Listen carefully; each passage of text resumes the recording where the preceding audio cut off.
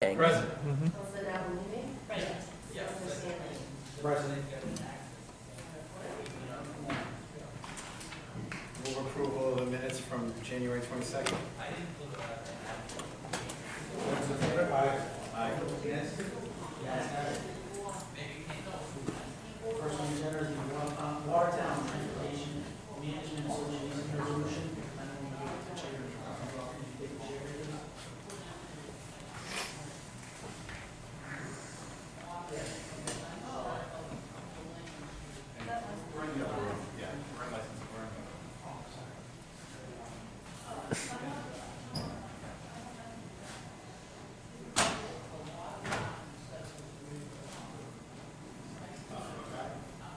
So this resolution, as I spoke on last week,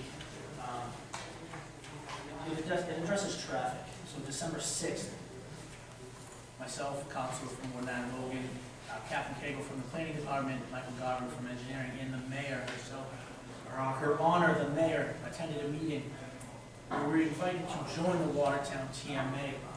We began with them asking us to join a pilot program that encompassed our East End, their West End, and part of the North End, and to really see what we can do to mitigate traffic. There's been a lot of development in those areas, and they thought it would be a good chance to see where we're going from there. With that, Transaction Associates, who runs the Watertown TMA, would like us to become members, and that would encompass more things for us to do other than this pilot program, but it also costs money. Through the money, there is a ride-sharing tax, put on places like Burlington, like Italy. Last year we received $72,000 in change. I'm sorry, I don't have that set number in front of me.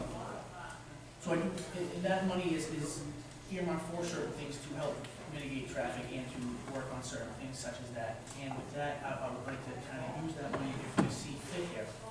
So that being said, I would like to make a motion to invite representatives of the Transaction Associates, the traffic engineer Michael Garvin, planning director Captain Cagle, and the mayor to accompany me here. That the clerk may see fit to fit in on schedule, where Transaction Associates can put forward a little presentation, just see what we saw through our meeting, and hopefully this committee will see fit that it would be a good thing for us to join. On that request, I'd also like to add Kaytie from the Waltham partnership. She reached out following last week's committee meeting with this resolution, and thinks we can do some really good things with the partnership with the youth. And so I would like her to also be invited to see how that can be done.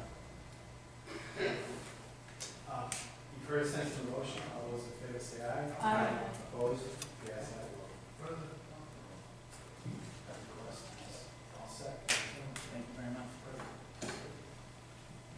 Councillor LaCava, just placing that on the table. All those in favor say aye. Aye. Opposed? Yes, aye.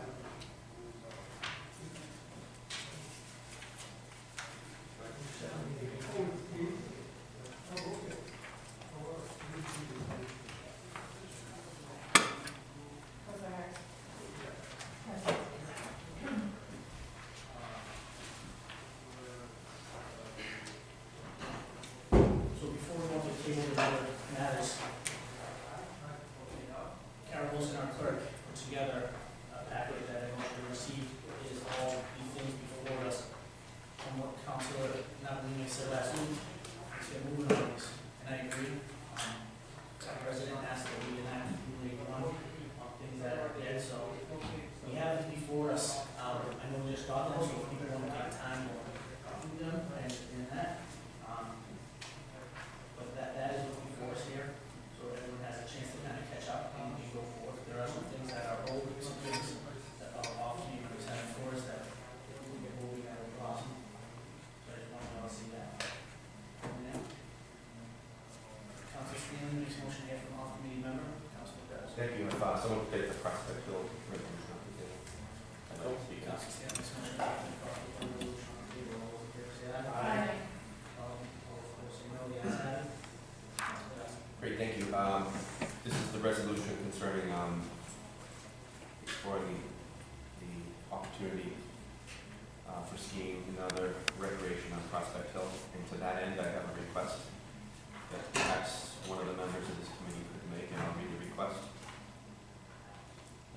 law department and purchasing department opine on the procedural and legal steps necessary for the city of Waltham to issue an RFQ and an RFP and subsequent lease on part or whole of the following parcels of land. And there are 7 parcels of land that collectively make up the 280-acre Prospect Hill Park for skiing and other recreational activities. And the lease would contain the following provisions: installation of a high-speed aerial lift comprising of 2 terminals and associated towers from an area adjacent to Tocopon Road at elevation 140 feet to the summit at Big Prospect at elevation 485 feet for an approximate distance of 3,000 feet and a total vertical of 345 feet, which, by the way, is bigger than the Blue Hills. Installation of snowmaking equipment along 3 trails on the northern slope of the park. Installation of a function room and restaurant with 360-degree view at the summit of Big Prospect, adjacent to the terminal. Expansion or reconfiguration of the parking lot along Tocopon Road of sufficient size to accommodate all recreational activities at the park and at the Veterans Memorial Skating Rink at 295 Tocopon Road. Installation of a pedestrian tunnel under Tocopon Road between the park and the state-owned Veterans Memorial Skating Rink for pedestrian safety. Restoration of the formal vernal pool located to the south of the existing recreation building. Reconfiguration and reworking of trails at the park to prevent soil erosion. And in particular, this request asks the city's law department and purchasing department to list any and all permits, licenses, easements, requirements, or waivers from any federal, state, or local authorities, boards, or commissions required to issue an RFQ and RFP for the activities listed above. The city of Waltham has in the past received public funding for the park, and the park is considered State Article 97 land, and that the City Council, or more directly this committee, requests respectfully that such a response be provided in writing to this committee, to the clerk of this committee, by March the 31st of 2019, which would give the law department and the purchasing department nearly 7 weeks to answer the questions that are listed in the request.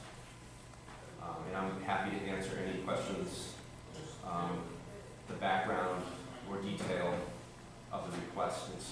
It's to the chair's point to get this going and see if there is an opportunity to get a lease out there. If there is, that's fine. If there isn't, then that's fine too. But at least let's get it through. Brilliant. I'm happy to make the request. You can all vote the sense of the request. Sorry. On the request, Councillor McLaughlin. I'm happy to make the request on behalf of committee member. Councillor McCarthy. I think it's absolutely brilliant. It's about time we did something with that land, and what a great addition it would be to our community. Thank you. To the maker of the motion, resolution, any idea what all this would cost? To that point, when I brought in the resolution, I got several phone calls from ski resorts in New Hampshire and Vermont, and they were saying that they were very interested in potentially bidding on a lease for the land. And their response was that they could potentially make more money in Waltham at the small resort than they can at their big resorts up in New Hampshire and Vermont. So there's no knowledge right now what it would be, but I would hope that it would be revenue neutral or even revenue positive for the city so that we could get a share of that cost. And I'm hoping that any arrangements would not bear any financial burden on the city, but I think the first thing is to see if we can do it. Let the law department and the purchasing department tell us, because the state has a lot of public land throughout the Commonwealth of Massachusetts, and they do lease land, public land. I'll just give you one example. The state owns at the Beaverbrook North Reservation that big water tower atop Mackerel Hill. The state leases that to a private company for cell tower service. So it's done frequently throughout the state, and this might be a little more difficult because we have received public funding and there's probably more hoops to jump through. But To answer your question, I don't know the exact cost, and I don't know if it's neutral or positive, but I'd like us to at least see if we can issue the RFQ, request for qualification, and then a request for proposal, and see what responses we get back, because I think you'll be pleasantly surprised at the responses that we'll get. That's my thought. So, I know the city did this before, and got into a contract with, I think it was the Ayers Brothers or something like that. And they brought in snow guns and so forth. Then they went bankrupt. That was a while ago. Times are different, maybe technology's different. There's different weather predictions, so forth. But I'm pretty sure we can do it. So I'll be in favor of it. But naturally, cost is going to be an issue. Just, down the road. But certainly more in favor of the request. If I could just respond to Councilor. You raised very good points, and that's why I added an RFQ for the RFP to qualify any of the bidders that are coming in, so that we won't get into the situation that you just mentioned in the 1980s or the early 90s. And then Prospect Hill is actually situated nicely because the slopes face north, so it's actually conducive. It doesn't melt as quickly as the southern slope. And the other thing is that the snowmaking technology has increased dramatically over the last 10 years, and I've been educated by a lot of people who have called me on this. So it's doable.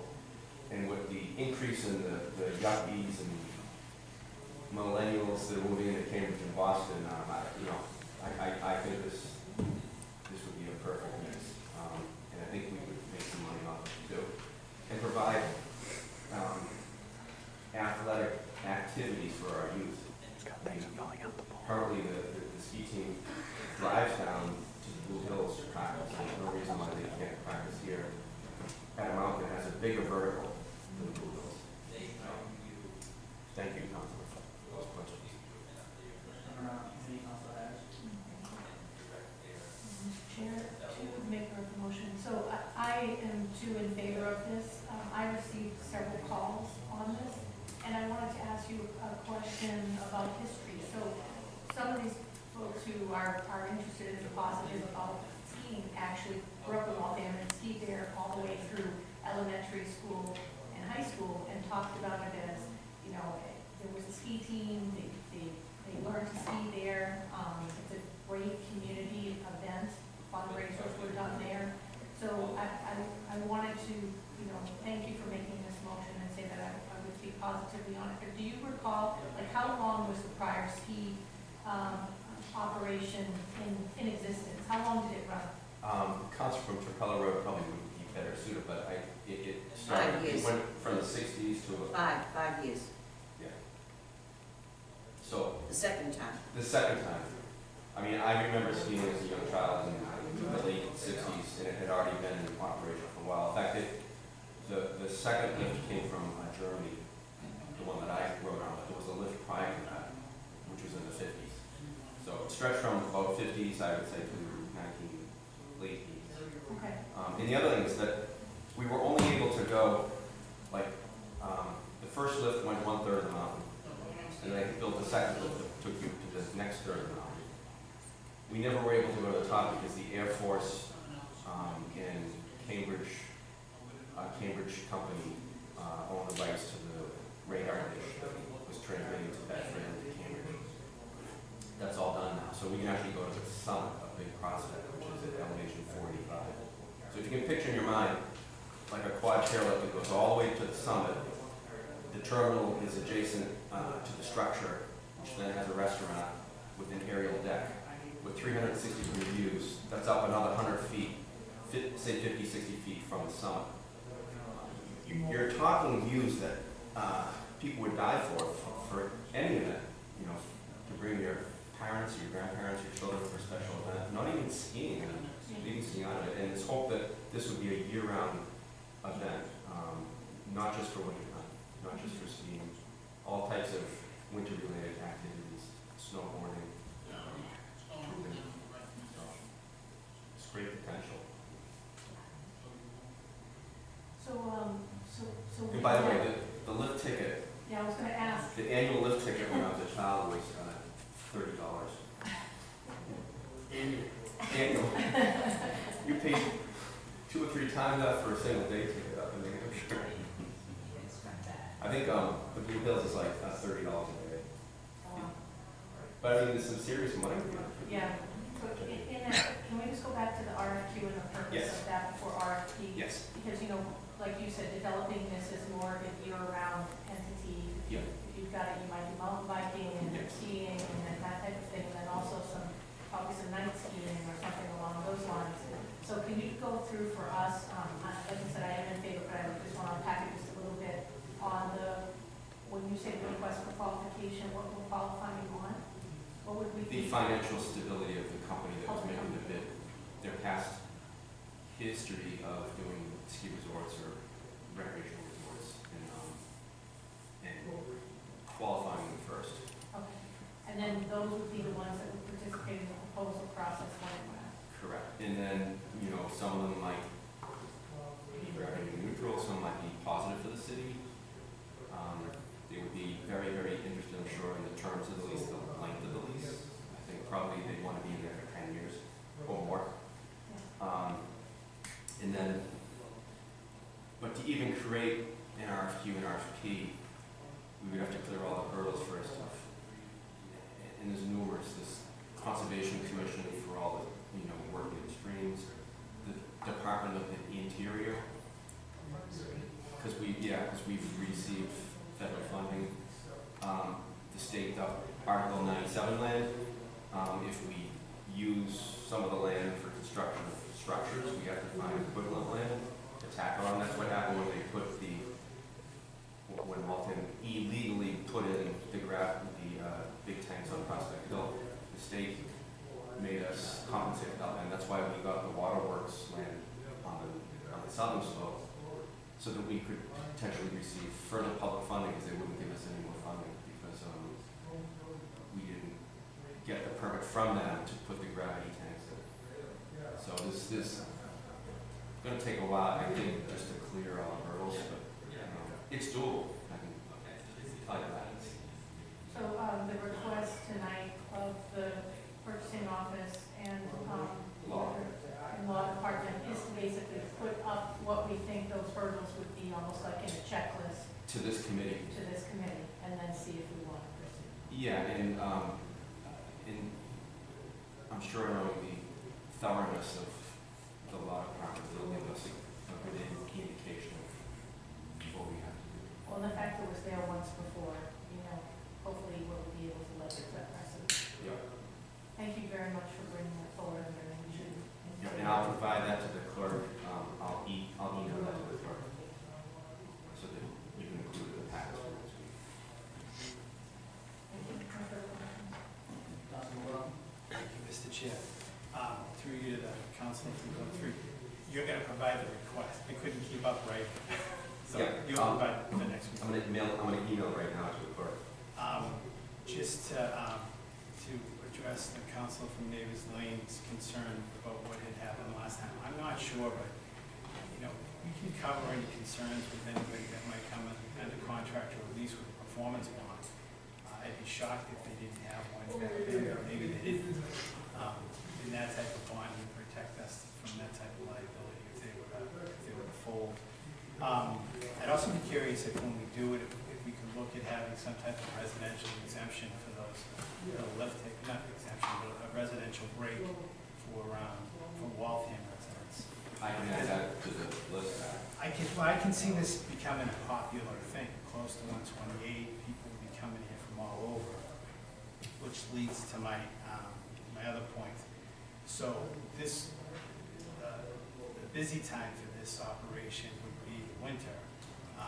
The Waltham Youth Hockey Program, which has grown over the last 10 to 15 years, that parking on the other side of Taunton Pond Road is regularly used. So I want us to take a look at that because just on nights when the high school team's playing, 3/4 of that other parking lot is full. And as you know, once you get past that, when you get on the other side of the water, there's not a ton of parking on the other side. So I think that's something we have to look at, and how that would work. But I look forward to supporting this. Thank you. Thank you, Mr. Chair.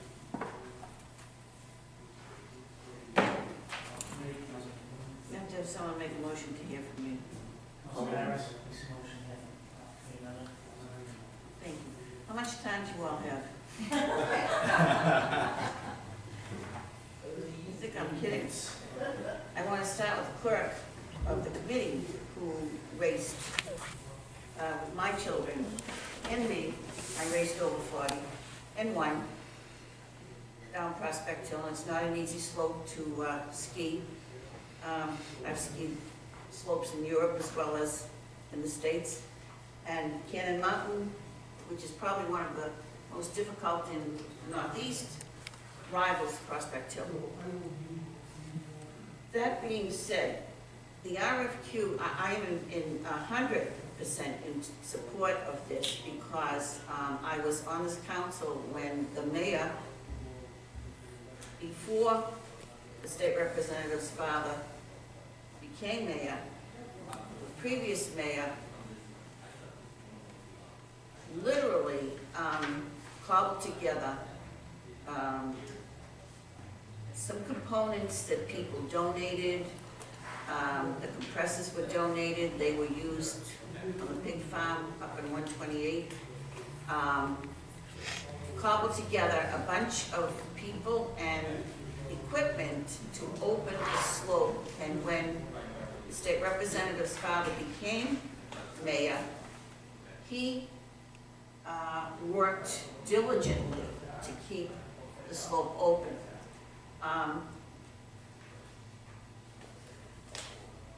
You really would need a lot of time to understand the history, but the Beers brothers were,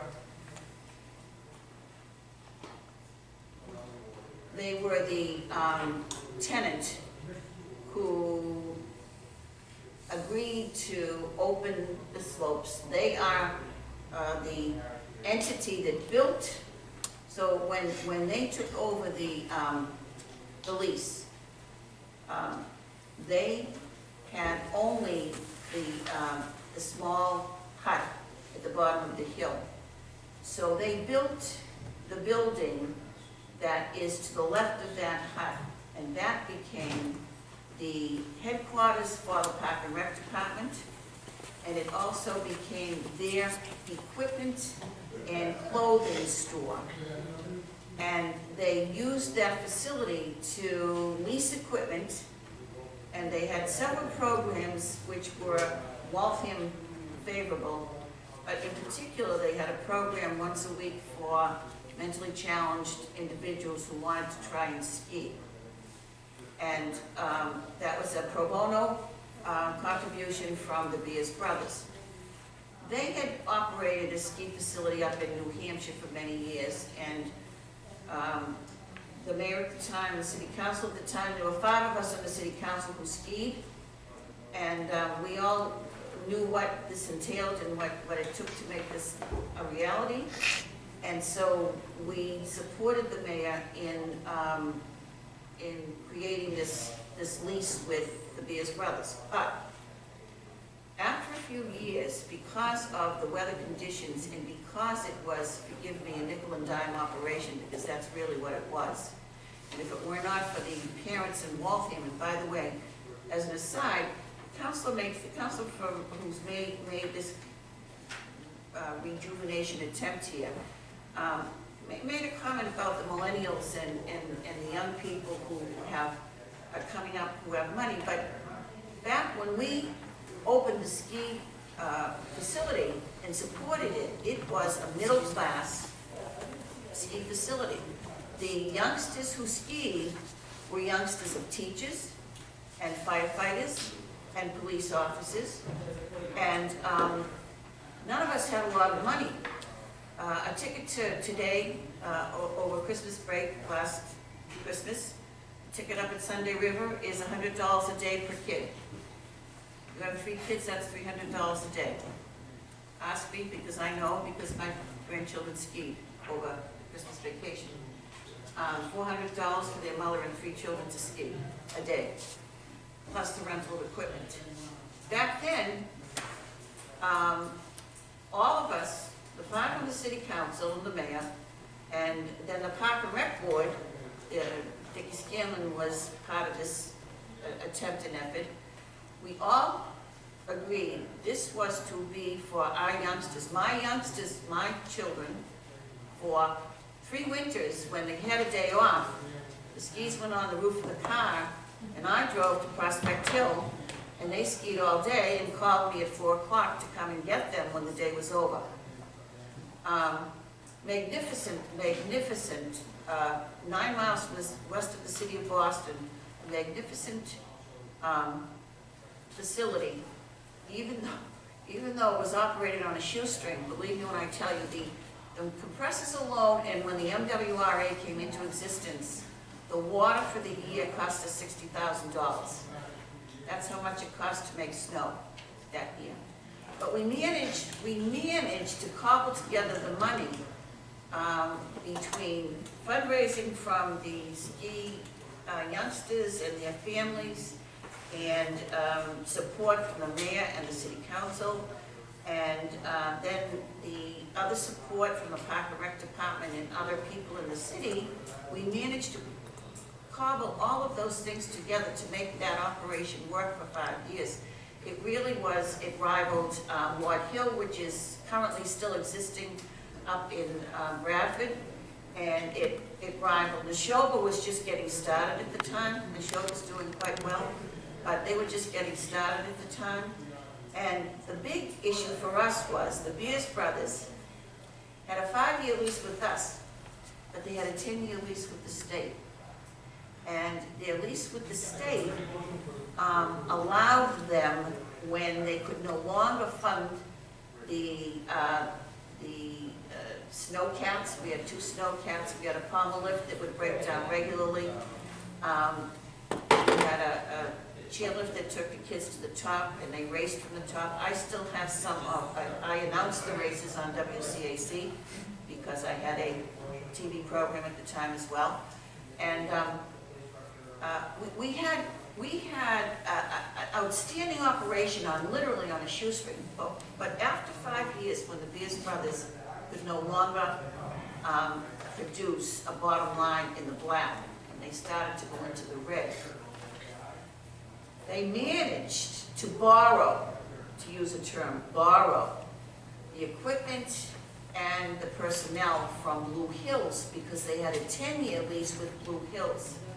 And so the equipment and the personnel came from there regularly when they couldn't afford to pay for the lift operators here, or for the groomers, or if a snowcat broke down. That was how they managed to keep the facility open for an extra 2 years in our city, by borrowing from the facility at Blue Hills. And after that, when they finally did go bankrupt, a new vendor came in and approached the mayor, but could not cobble together, and that's why I'm interested in this RFQ, could not cobble together the kind of cash needed, the seed money cash, to make this facility viable, especially in a snow belt when you could not count on the weather or the snow, on the natural ability of snow to occur, so you had to rely on your snow guns, and your snow guns were so outdated, I think they were from World War II. And so we managed to put we really managed to put a remarkable facility together for all of those years.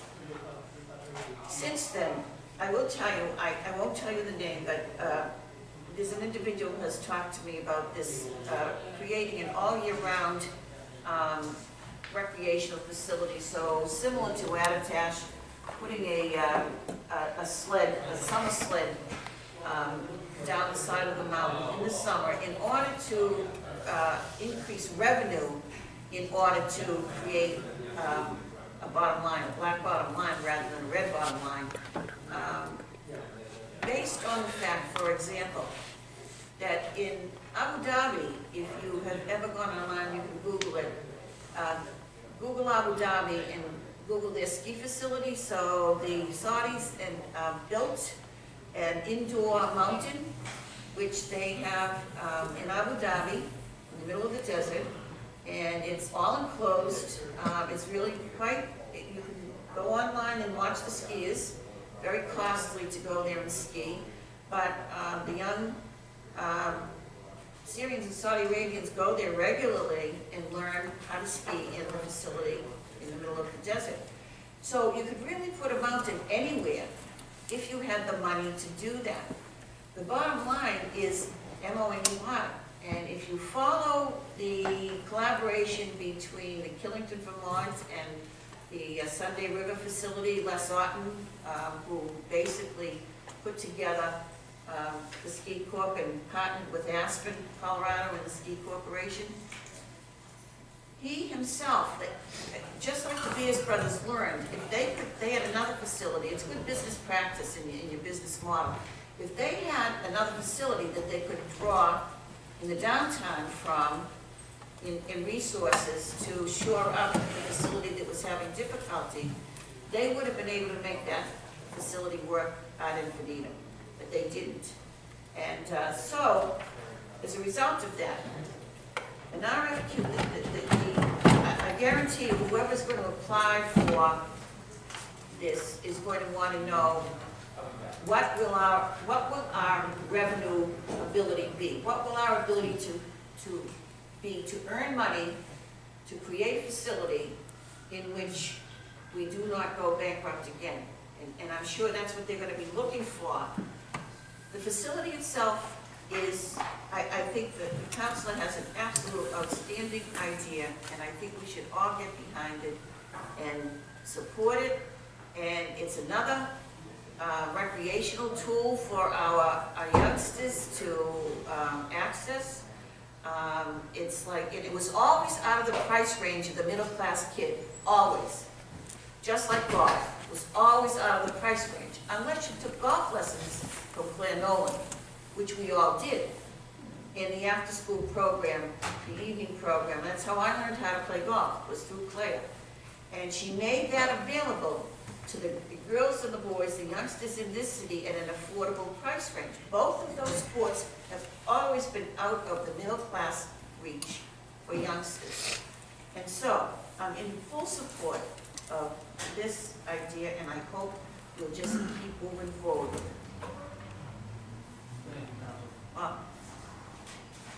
Anyone else know on the request?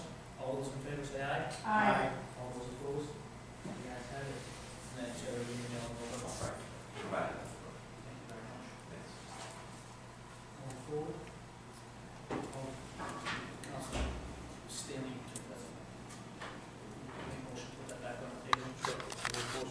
All those in favor say aye. Aye. Opposed? You guys have it. Councillor Stanley. Move we adjourn. Councillor Stanley makes a motion to adjourn. All those in favor say aye. Aye. Opposed? You guys have it.